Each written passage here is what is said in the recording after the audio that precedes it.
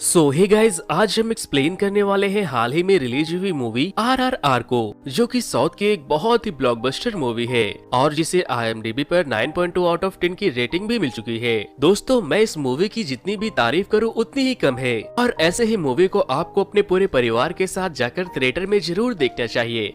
और आखिर मैं इस मूवी को लेकर इतना ब्ला ब्ला ब्ला क्यों कर रहा हूँ, वो अभी आपको थोड़ी देर में समझ में आ जाएगा। So guys, without wasting your time, bring your snacks together and let's begin the explanation, क्योंकि मजा बहुत आने वाला है। मूवी की शुरुआत में हम एक बच्ची को देखते हैं जिसका नाम मल्ली है। वो गाना गाते हुए एक ब्रिटिश गवर्नर के वाइफ के हाथों में टैटू बना रही थी। मल्ली की आवाज बहुत प्यारी थी और वो मेहंदी के बहुत ही खूबसूरत डिजाइन भी बना लेती थी। जब ब्रिटिश गवर्नर यानी कि स्कॉट मासूम जंगली जानवरों का शिकार करके वहाँ आता है तो उसकी बीवी उससे कहती है कि मैं इस लड़की को अपने साथ लेकर जाऊंगी। जिसके बाद स्कॉट अपने आदमियों से कहकर मल्ली के माँ को कुछ पैसे दे देता है। मल्ली के गांव वालों को लगता है कि उसने पैसे उसके काम से इम्प्रेस्ड होकर इनाम के तौर पर दिए हैं, लेकिन वो मल्ली को जबरदस्ती अपने साथ ले जाने लगते हैं। और जब मल्ली की माँ उसे रोकने की कोशिश करती है तो एक अंग्रेजी सिपाही उसके सर पर बंदूक तान देता है, जिस पर स्कॉट कहता है कि इस बंदूक की गोली इंग्लैंड के कंपनी में बनकर सात समुद्र पार करके यहाँ आई है। इसकी कीमत इन जंगलियों के जान से ज्यादा है। जिसके बाद वो सिपाही वहाँ पास में पड़ी एक बड़े से लकड़ी के टुकड़े को उठाकर मल्ली के माँ के सर पर मार देता है और वो बेचारी वहीं पर मर जाती है। फिर हमें पुराने समय में दिल्ली का सीन दिखाया जाता है, जहाँ लोग लाला लाजपत के गिरफ्तार होने की वजह से प्रोटेस्ट कर रहे थे। इसी प्रोटेस्ट में हम इस मूवी के मेन कैरेक्टर अल्लूरी रामा राजू को देखते हैं, जो कि ब्रिटिश पुलिस में एक ऑफिसर था। फिर जब एक प्रोटेस्ट कर रहा व्यक्ति पत्थर फेंकता है तो वो पत्थर ब्रिटिश किंग जॉर्ज के फोटो के ऊपर लग जाता है, जिस वजह से ब्रिटिश कमांडर बहुत गुस्से में आ जाता है और अपने सिपाहियों को आदेश देता है कि जाओ और उसे किसी भी हाल में पकड़कर यहाँ ले आओ। लेकिन भीड़ को देखकर कोई भी पुलिस वाला उनके करीब जाने की हिम्मत नहीं करता, लेकिन राम एक लठ लेकर उस भीड़ में अकेले ही घुस जाता है और राम पूरे भीड़ से अकेले ही भिड़ जाता है। गांव वाले राम के ऊपर टूट पड़ते हैं और उस प्रोटेस्टर को बचाने की बहुत कोशिश करते हैं, लेकिन राम अपने डंडे से उन्हें खूब मारता है और उस प्रोटेस्टर को अपने साथ पुलिस स्टेशन ले आता है। उसके ताकत और हिम्मत को देखने के बाद सारे गांव वाले वहां से घायल होकर और डर के वहां से चले जाते हैं। और तो और वो ब्रिटिश कमांडर भी राम के जज्बे को देखकर घबरा जाता है। कुछ दिन बीतने के बाद वहाँ के बहुत सारे पुलिस ऑफिसर को उनके अच्छे सर्विस की वजह से मेडल्स और बड़े पदों पर पोस्टिंग मिल रही थी, लेकिन जब वो लोग राम को कोई मेडल या पोजीशन नहीं देते तो वो बहुत गुस्सा और दुखी हो जाता है। फिर एक दिन निजाम का एक खास आदमी एडवर्ड से मिलने आते हैं। वो उसे बताते हैं कि हाल ही में जब स्कॉट सर अपने परिवार के साथ आदिलाबाद आए थे तो वो अपने साथ गोंडों की एक बच्ची को ले आए, इसीलिए नवाब साहब चाहते हैं कि आप उसे वापस लौटा दो। जिस पर एडवर्ड बोलता है तो क्या हुआ, गोंडों के सींग होते हैं क्या? वो उन्हें बताते हैं कि सर, वो बहुत ही भोले भाले भेड़ों की तरह है, हर जुल्म को चुपचाप बर्दाश्त कर लेते हैं, लेकिन जब उनके झुंड का एक भी मेमना खो जाता है तो वो लोग पागल हो जाते हैं। इसीलिए उन लोगों का एक गडरिया होता है जो दिलो जान से उनकी हिफाजत करता है। मैं यहाँ आपको यही बताने आया हूँ कि वो गडरिया दिल्ली आ गया है और वो उसे लिए बिना वापस नहीं जाएगा, चाहे उसके लिए उसकी जान ही क्यों ना चली जाए। जिसके बाद एडवर्ड अपने सारे ऑफिसर को बुलाकर उसे ढूंढने को कहता है। स्कॉट की बीवी कहती है कि जो कोई भी उसे ढूंढ कर लाएगा मैं उसे स्पेशल ऑफिसर बना दूंगी। तभी राम वहाँ पर आकर कहता है कि आपको वो गडरिया जिंदा चाहिए या फिर मुर्दा। अब हमें दिल्ली से थोड़ी दूर एक जंगल का सीन दिखाया जाता है, जहाँ हम इस मूवी के दूसरे मेन कैरेक्टर कुमारम भीम को देखते हैं। वो अपने सर पर खून डालकर जंगली जानवर को अट्रैक्ट करने की कोशिश कर रहा था और यहाँ पर भीम और शेर की लड़ाई होती है और वो किसी भी तरह से उस शेर को बेहोश करके पकड़ लेता है। फिर हम देखते हैं कि भीम मुसलमान बनकर वहाँ से निकलता है और एक मोटरसाइकिल रिपेयरिंग शॉप पर जाता है। भीम एक हिंदू था, लेकिन अपनी पहचान छुपाने के लिए अख्तर बन के एक मुस्लिम फैमिली का बेटा बनकर रहता था और वो लोग उसकी असलियत जानने के बाद भी उन्हें अपने घर में पनाह दे रहे थे। राम उसे ढूंढने के लिए कुछ क्रांतिकारियों की रैली में जाता है, जहाँ पर कुछ क्रांतिकारी अंग्रेजों के किए गए अत्याचारों के खिलाफ आवाज उठाने की बातें कर रहे थे। राम कहता है कि सबसे अच्छा यही होगा कि हम लोग स्कॉट का ही कत्ल कर दे। जिसके बाद भीम का एक आदमी जिसका नाम लच्छू था, वो राम से पूछता है कि क्या ऐसा हो सकता है। राम कहता कहता है हाँ क्यों नहीं। लच्छू से कहता है कि भाई क्या आप मेरे भाई से मिलने चलोगे, हमें आपकी सलाह की बहुत जरूरत है। राम कहता है हाँ हाँ क्यों नहीं। लच्छू उसे अपने साथ लेकर जाने लगता है और तभी रास्ते में एक चेक पोस्ट पड़ने की वजह से लच्छू को ये समझ में आ जाता है कि वो एक पुलिस वाला है, इसीलिए वो वहाँ से भाग जाता है। राम उसका पीछा तो करता है लेकिन वो उसे नहीं पकड़ पाता। राम उसे ढूंढते हुए एक ब्रिज के ऊपर चला जाता है और वहीं ब्रिज के नीचे नदी के किनारे अख्तर एक बच्चे को मछली पकड़ने के लिए पैसे देता है और तभी ब्रिज पर जा रही एक ट्रेन में आग लग जाती है और ट्रेन के डिब्बों में ब्लास्ट होने की वजह से उसके डिब्बे नीचे नदी में गिरने लगते हैं जहां वो बच्चा मछली पकड़ रहा था। जब राम और अख्तर की नजर बच्चे पर पड़ती है तो वो उसे बचाने के लिए बेचैन होने लगते हैं। अख्तर को बेचैन देखकर राम उसे इशारे करता है कि ऊपर आकर मेरी मदद करो और फिर वो दोनों अपने कमर में रस्सी बांधकर नदी में छलांग लगा देते हैं और उस बच्चे की जान बचा लेते हैं, जिसके बाद अख्तर और राम की बहुत अच्छी दोस्ती हो जाती है। अख्तर राम को अपने घर ले जाता है जहां वो उसे अपने अम्मी अब्बू से मिलवाने के साथ साथ उसे खाना भी खिलाता है। फिर एक दिन जब राम और अख्तर जा रहे थे तब अख्तर की नजर एक अंग्रेज लड़की पर पड़ती है। राम कहता है कि देखते ही रहोगे या फिर उससे जाकर बातें भी करोगे। अख्तर कहता है कि भाई बात तो करना चाहता हूँ लेकिन करूँ तो कैसे करूँ। फिर राम कुछ कीले लेकर रोड पर फेंक देता है जिससे कि जेनिफर की कार की टायर पंचर हो जाती है और फिर राम और अख्तर उसके सामने जाते हैं और वो उन लोगों से हेल्प मांगती है। अख्तर उसे बातें करने की कोशिश करता है लेकिन उसे इंग्लिश नहीं आती थी, लेकिन राम को इंग्लिश आती थी, इसीलिए राम जेनिफर से बातें करके उसे अख्तर के साथ भेज देता है। जेनिफर उसे लेकर बाजार जाती है और वो उसे बताती है कि मुझे एक छोटी लड़की के लिए कपड़े लेने हैं, जिसके बाद अख्तर फौरन एक बैंगल्स के शॉप पर जाता है और एक बैंगल्स को खुद से डिजाइन करके उसे दे देता है और कहता है कि उसे ये मेरे तरफ से दे देना, उसे जरूर पसंद आएगा। और तभी वहाँ पर जेनिफर के सोल्जर्स आ जाते हैं और उन्हें अपने साथ लेकर जाने लगते हैं। वो वहाँ से जाते जाते अख्तर को एक इनविटेशन कार्ड देती है।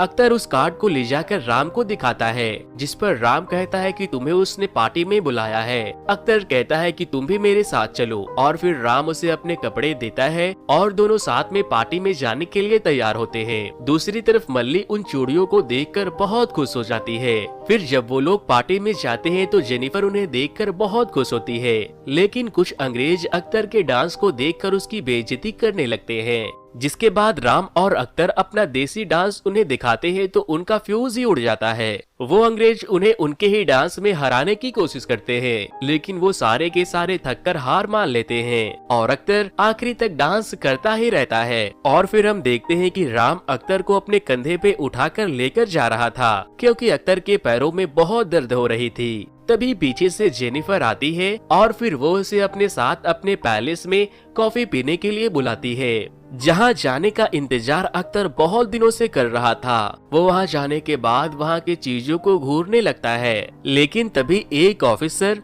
अख्तर को मार के उसे वहाँ से भगाने लगता है, जिसके बाद जेनिफर उसे धमकाती है तो वो उसे छोड़ देता है। जेनिफर अख्तर से उस सोल्जर के बर्ताव के लिए माफी मांगती है। वो लोग आपस में बैठकर बातें कर रहे थे और तभी अख्तर को मल्ली की आवाज सुनाई देती है। वो जेनिफर से कहता है कि क्या कुछ खाने को मिल सकता है, जिसके बाद जेनिफर उसके लिए खाना लाने चली जाती है और मौका मिलते ही अख्तर मल्ली को ढूंढने चला जाता है और फिर वो देखता है कि उन्होंने मल्ली को एक जेल में बंद करके रखा है। मल्ली अख्तर को देखकर रोने लगती है और उसे अपने साथ ले जाने को कहती है। अख्तर कहता है कि मैं वापस जरूर आऊंगा, लेकिन मल्ली उसे कहती है कि मुझे अभी ही लेकर चलो और फिर अख्तर उसे समझाकर वापस चला जाता है। अब हम देखते हैं कि सीता जो कि राम की मंगेतर थी, उससे गांव वाले आकर पूछते हैं कि राम की कोई चिट्ठी आई। वो हमसे कई सारे वादे करके गया था, कम से कम उसे तुम्हारी तो कोई परवाह होनी चाहिए। फिर हम देखते हैं कि लच्छू को राम पकड़कर उसे बहुत मारता है ताकि वो उसे भीम के बारे में बता सके, लेकिन वो बोलता है मैं तुम्हारे तरह अंग्रेजों के तलवे नहीं चाटता, मैं मर जाऊंगा लेकिन अपने भाई के बारे में तुम्हें कभी नहीं बताऊंगा। फिर जब राम वहाँ से जाता है तो वहाँ एक सांप आ जाता है जिसे लच्छू पकड़ लेता है और जब राम दोबारा उसे मारने के लिए आता है तो लच्छू उस सांप को राम के ऊपर फेंक देता है। वो सांप राम को काट लेता है। लच्छू कहता है कि कोबरा के काटने से तुम्हारी 1 घंटे के अंदर अंदर मौत हो जाएगी।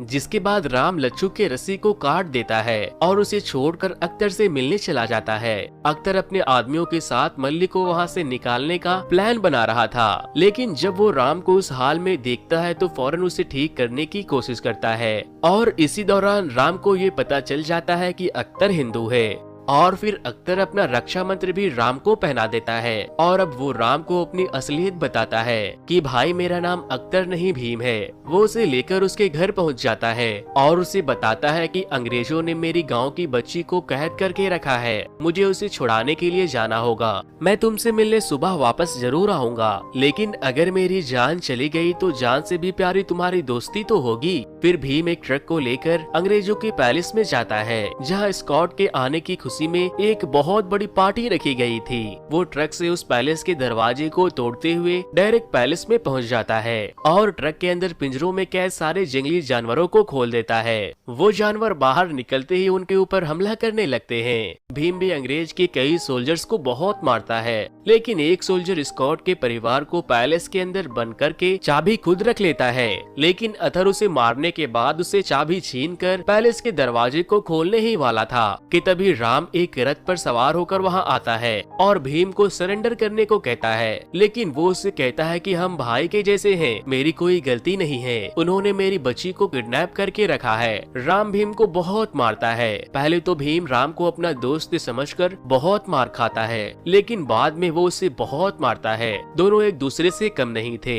फिर अख्तर पैलेस के छत पर चढ़ जाता है और राम भी उसके पीछे जाता है, लेकिन भीम राम के सीने पर एक नुकीले हथियार से वार करके मल्ली को लेने के लिए नीचे कूदने ही वाला था कि तभी राम रक्षा मंत्र से उसे बांधकर पकड़ लेता है और कहता है कि सरेंडर कर दो भीम, वरना मल्ली मारी जाएगी। जिसके बाद वहाँ के गवर्नर राम को स्पेशल ऑफिसर बना देते हैं और उसे हथियारों के पूरी देखरेख की जिम्मेदारी भी दे दी जाती है। अब हमें पास्ट का सीन दिखाया जाता है, जहाँ राम के पिता वेंकटा रमाराजू भी अंग्रेजों के लिए काम किया करते थे, लेकिन अंग्रेजों के द्वारा हिंदुस्तानियों के ऊपर किए जा रहे अत्याचारों को देखकर वो काम छोड़ देते हैं और अपने गांव वालों को सिपाही बनाने का फैसला करते हैं ताकि वो लोग अंग्रेजों के खिलाफ लड़ सके। लेकिन सिवाय वेंकटा के किसी के पास भी हथियार नहीं था। फिर एक दिन जब राम के पिता सो रहे थे तो सीता राम के पिता के बंदूक को चुराकर उसे लाकर दे देती है और राम को निशाना लगाने को कहती है। और अगले दिन जब राम के पिताजी उसके निशाने को देखते हैं तो वो बहुत खुश होते हैं। फिर एक दिन कुछ अंग्रेजी सैनिक वेंकटा को गिरफ्तार करने के लिए आते हैं, क्योंकि वो अंग्रेजों के खिलाफ लड़ने की तैयारी कर रहे थे और वो अंग्रेज के सिपाही पूरे गांव वालों पर गोलियां चलाने लगते हैं, जिससे कई गांव वाले भी मारे जाते हैं। वेंकटा अकेले ही उन सब से निपटता है, लेकिन एक गोली वेंकटा को भी लग जाती है और फिर वो लोग राम के भाई और माँ को भी गोली से मार देते हैं। जिसके बाद वेंकटा राम को कहता है कि लोड और फायर, और फिर राम एक के बाद एक बहुत सारे सोल्जर्स को मार गिराता है। थोड़ी देर के बाद वहाँ और भी सोल्जर्स आ जाते हैं, जिस पर वेंकटा कहता है कि बेटा तुमने देखा एक हाथ में बंदूक कितने लोगों को हरा सकता है, इसीलिए मुझसे वादा करो कि हर हाथों में हथियार होगा। और फिर वो अपने बॉडी में बॉम्ब लगाकर उन बाकी के सैनिकों के करीब चला जाता है और राम को शूट करने को कहता है। और जब राम शूट करता है तो वेंकटा के शरीर में लगे बॉम्ब ब्लास्ट हो जाते हैं और वो सारे अंग्रेज के सोल्जर मारे जाते हैं। फिर हमें प्रेजेंट का सीन दिखाया जाता है, जहां स्कॉट की डायन बीवी उससे कहती है कि मैं उसे खून से लथपथ देखना चाहती हूं और उससे घुटने टेक कर माफी मंगवाना चाहती हूं, ताकि कोई भी हिंदुस्तानी फिर कभी दोबारा बगावत करने की कोशिश न करे। राम भीम को बीच बाजार में ले जाकर बहुत मारता है, लेकिन वो अपने दर्द को कम करने के लिए लगातार गाने गाते रहता है, लेकिन वो अपने घुटने को टेकने के लिए तैयार नहीं होता। जिसके बाद स्कॉट की बीवी राम को एक कीले लगे हुए चाबुक देती है और कहती है कि मुझे उसके खून से बनी नदी देखनी है, और फिर राम उसे घुटने टेकने को कहता है। भीम को गाते और मार खाते हुए देखने के बाद वहाँ खड़ी भीड़ उन लोगों के ऊपर हमला कर देती है, जिसके बाद राम भीम को वहाँ से बचाकर एक वैन में बैठा देता है और वहाँ से लेकर चला जाता है। फिर रात को राम वापस से उसी जगह पर जाता है जहाँ पर भीम का खून गिरा था, और तभी राम के वो चाचा वहाँ आते हैं जो उनके पिता के समय से अंग्रेजों के लिए काम किया करते थे। और अंग्रेजों के अंदर की खबर उन लोगों तक पहुंचाया करते थे। वो बताते हैं कि इस बार बंदूकों की कंसाइनमेंट की डिलीवरी के लिए तुम्हें चुना गया है, लेकिन राम कहता है कि मैं नहीं जाऊंगा क्योंकि परसों सुबह भीम की फांसी भी है, मुझे उसे बचाना होगा। राम के चाचा उसे समझाने की बहुत कोशिश करते हैं कि तुम जिस काम के लिए आए हो वही करो, लेकिन वो नहीं मानता। अगले दिन राम सारे बंदूकों को खराब कर देता है जो भीम के फांसी के वक्त तैनात सोल्जर्स को दिए जाने वाले थे। और फिर जब वो लोग भीम को वहाँ से लेकर जा रहे थे तो राम के चाचा भीम को एक ब्लेड दे देते हैं और फिर राम और गवर्नर अपने कार में बैठकर फांसी वाले जगह पर जाने के लिए निकल जाते हैं। लेकिन स्कॉट को ये एहसास हो जाता है कि कुछ गड़बड़ है और फिर वो राम के कार पर फायर कर देते हैं, जिससे कि राम की कार की एक्सीडेंट हो जाती है और उसके पीठ में एक नुकीली लकड़ी भी गिर जाती है। लेकिन वो किसी भी तरह खुद को संभालते हुए उन सैनिकों से मल्ली को बचाता है और अब भीम भी अपनी रस्सी को काटकर उन सिपाहियों को बहुत मारता है। सिपाहियों के बंदूक में गोली नहीं होने की वजह से वो लोग नाकाम होते जा रहे थे, लेकिन तभी एक सोल्जर बंदूक में दूसरी गोली डालकर फायर कर देता है, लेकिन राम उसे पहले ही मार देता है और भीम राम को मारकर वहां से मल्ली को लेकर भाग जाता है। स्कॉट के सैनिक मल्ली और भीम के साथ साथ उसके अम्मी अब्बू और दोस्तों के तलाश में पूरी जगह की छानबीन कर रहे थे। उन लोगों को अंग्रेजों से बचने के लिए हर दूसरे दिन जगह बदलना पड़ रहा था। फिर एक दिन वो लोग सीता के गांव में जाते हैं, जहां जब पुलिस चेकिंग के लिए आती है तो सीता बोलती है कि साहब हमारी मदद करो, हम सबको चेचक हो गया है। जिसके बाद वो लोग इन्फेक्टेड होने के डर से उस जगह को छोड़कर चले जाते हैं। फिर भीम सीता का शुक्रिया करता है। सीता उसे बताती है कि मेरा मंगेतर भी अंग्रेजों के लिए काम करता है, लेकिन वो किसी मकसद से वहाँ है, लेकिन अब उन लोगों ने उन्हें गिरफ्तार कर लिया है क्योंकि उन्होंने अपने एक दोस्त की मदद की थी और अब कल उनकी फांसी है। और अंग्रेजों ने मुझे एक खत देकर ये बताया है कि 2 दिनों के बाद उसकी लाश को लेने आ जाना। जिसके बाद भीम सीता के गले में वैसे ही लॉकेट को देखता है जो कि राम के गले में भी था। वो उसे पहचान लेता है कि ये राम की मंगेतर है। सीता भीम को राम के सारे मकसद और बलिदान के बारे में भी बताती है, जिसके बाद भीम सीता से माफी मांगता है और कहता है कि आपने जो अनाज इस भूखे को खिलाया है, मैं उसकी कसम खाकर कहता हूँ मैं राम को सीता के पास जरूर लेकर आऊंगा।